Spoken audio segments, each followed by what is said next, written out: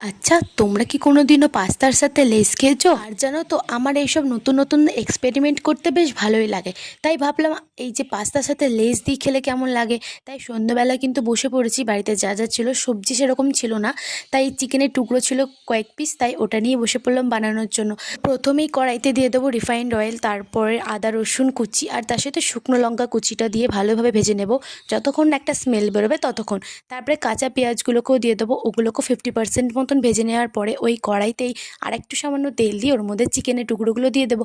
চিকেনগুলো ভালো করে ভাজা হয়ে গেলে ওর মধ্যে অ্যাড করে দেবো নুন, হলুদ আর ম্যাগি মশলা।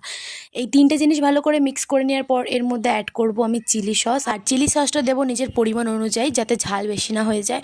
তারপর ওর মধ্যে অ্যাড করব সামান্য সয়া সস দিয়ে মিক্স করে নেওয়ার পরে দিয়ে দেবো হালকা পরিমাণের জল, বেশি দেবো না, হালকা একটু গ্রেভি হবে সেরকম। তারপর দিয়ে দেবো সেদ্ধ করে রাখা পাস্তাগুলোকে, তারপর ভালো করে মিক্স করে নেব। আর মিক্স করার পরে ওর মধ্যে ওপর দিয়ে টমেটো সস দিয়ে দিলেই কিন্তু আমাদের রেডি পাস্তা।